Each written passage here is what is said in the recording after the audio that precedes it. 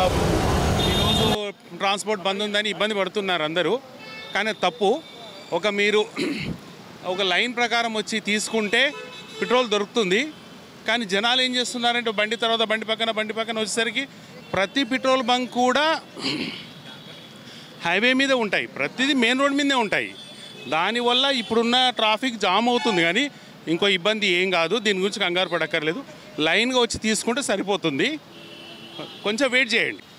ఇక 3 రోజులు బంద్ అంటున్నారు. ఇక బస్సులు ముందుకే ఫ్రీ పెట్టిండు, మళ్ళా పైనుంచి ఇది ఏం ప్రభుత్వం సార్? కాంగ్రెస్ వచ్చినాక ఇట్లయితుంది.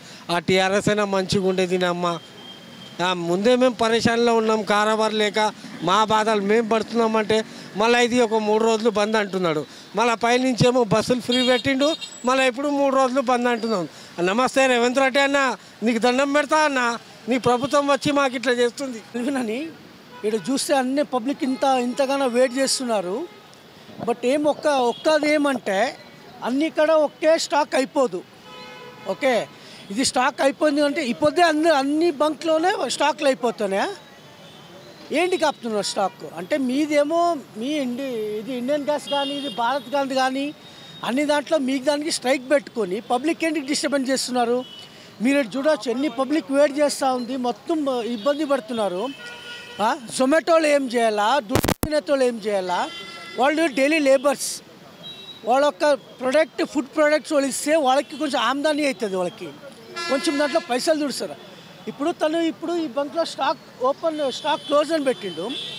ఇది ఈడని కాదు, ఆల్ ఓవర్ దానికి ఏంటి స్టాక్ క్లోజ్ అయితే మీకు ఓన్లీ 1 డేలో మీకు స్టాక్ అన్నీ అయిపోతాయా? అంటే ఈ ఎన్ని లీటర్ ట్యాంకర్స్ ఉంటాయి మీకు? 1 డేలో మొత్తం మీకు ట్యాంకర్స్ అయిపోతాయని చెప్పండి, పబ్లిక్ కూడా పెట్రోల్ ఆపుతారు. మీదేమో లాజిక్ పెట్టుకుని పబ్లిక్కి డిస్టర్బ్ చేయొద్దండి. అది ఏదే గవర్నమెంట్ కానీ, ఈ గవర్నమెంట్ కాదు, ఏదే గవర్నమెంట్ కానీ, ఏ గవర్నమెంట్ వచ్చినా ఇచ్చేది ఏం లేదు, ఫైదా ఏం లేదు. బట్ ఇప్పటికి ఏమైంది? సఫర్ పడుతున్నాడా ఏమంటే ఈ గవర్నమెంట్కి ఒకే రిక్వెస్ట్, పబ్లిక్ని ఇది అయింది, మీరు ఇమ్మీడియట్లీ యాక్షన్లో తీసుకొని మేది కాకున్నట్ల నా బండిలో ఉంది పెట్రోల్. ఇప్పుడు జొమాటోలు ఉన్నారు, లేబర్స్ ఉన్నారు, వాళ్ళందరూ ఎట్లు పోలా, డైలీ పనికి ఎట్లు పోలా వాళ్ళు? ఇదిగో రండి అన్న, బండి తీసుకొని బాటలు తీసుకొని వచ్చినాయి. హలో, ఇగో ఇక్కడ బండి పెట్టుకొని అక్కడ పెట్టి వచ్చినాయి. పెట్రోల్ లేదంటే ఇప్పుడు ఎట్లా నొక్కపోవాలి? ఇప్పుడు మేము జాబ్కి వెళ్ళాలి, మా బాబు జాబ్కి వెళ్ళాలి, ఇద్దరు వెళ్ళాలి. వీళ్ళు సడన్గా పెట్టవద్దు కదా, ఇది కూడా సడన్గా పెట్టదు. ఒక 5 డేస్ ముందే చెప్పాలి. ఇప్పుడు చెప్పకుండా బంద్ చేస్తున్నారు సార్. ఇది ఏం లేదు సార్, ఇది ఓన్లీ గిమిక్ ఉంది. ఇప్పుడు ఏమున్నారు కదా సీఎం గారు, కొంచెం దీని మీద కాన్సన్ట్రేషన్ తీసుకుని సాయంత్రం వరకు కొంచెం ఏమైనా చూసుకుని పబ్లిక్కి సపోర్ట్ చేయండి అంతే. అన్ని పెట్రోల్ బంక్కి పెట్రోల్ కావాలి.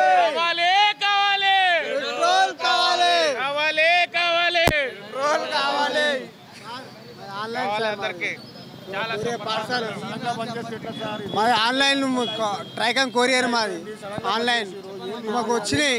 ఇప్పుడు పార్సల్ తీసుకోవాలి, చుట్టూ లేదు, అయిపోయింది. మాకు సడన్గా చెప్పారు. సార్ ఏం లేదు, సీఎం గారు బై మీన్ వైల్ ఈవినింగ్ లోపల కొంచెం దీనిలో సెటిల్మెంట్ చేసుకోండి. అన్ని పెట్రోల్ బంక్లో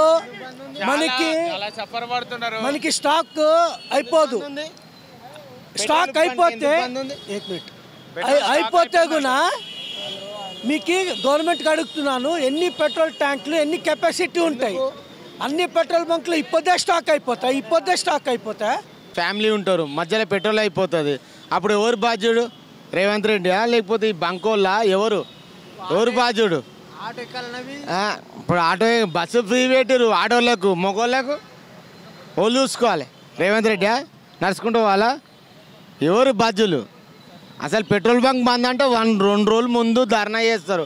ఈ సడన్గా ఎట్లా ధర్నా చేస్తారు వీళ్ళు? అది తప్పు కదా. ఫ్యామిలీకి కోసం పెట్రోల్ అయిపోతుంది, ఎట్లా ఓటు తీసుకోవాలి? తప్పు కదా. అయితే ఒక రోజు ముందు ఇన్ఫర్మేషన్ ఇవ్వాలి. రేపు పెట్రోల్ బంక్ బంద్ అవుతుంది, అవే ఇవ్వాలి, ఓసుకోరి నిండా అని చెప్పాలి. ఏంది ఇది? అన్యాయం కదా. 3 o'clock చెప్పిరన్నా, 3 o'clock సడన్గా ఇది ఇప్పుడు తెలిసింది నాకు.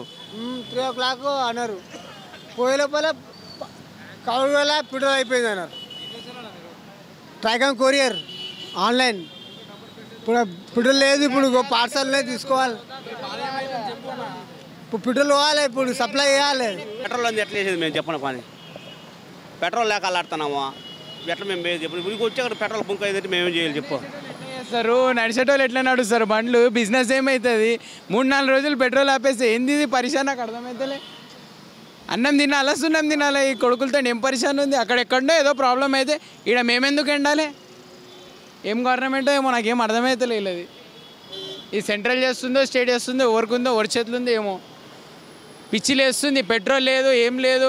దందలు చేసేటోళ్ళం ఏం చేస్తాం? తింటామా పండాలా మేము ఇంట్లో కూర్చొని? ఊర్లలోకించి వస్తారు పాపం బీదోళ్ళు, వాళ్ళకేంది పరిశాని? సిటీలో ఉన్న వాళ్ళన్నా ఇక్కడ లోకల్ ఎండని ఒక బ్లాక్లో కొనుక్కుంటారు. ఏం చెప్పాలి ఇప్పుడు? మీకు అర్థమైతేలే. ఆడికెళ్ళి మొత్తం అన్ని పెట్రోల్ బంకులు అన్నీ బంద్. ఇప్పుడు డ్యూటీకి ఎట్లా పోవాలి? ఇప్పుడు మా సార్ వాళ్ళకి ఏం చెప్పాలి? ఇప్పుడు ఆడ వాళ్ళైతే ఏం నమ్ముతలేరు అసలు. ఏది భయ ఎప్పుడు ఓపెన్ చేస్తారు పెట్రోల్ బంకులు? రేపు పొద్దున అంటున్నారు, పొద్దున కూడా ఓపెన్ చేయరు అవి.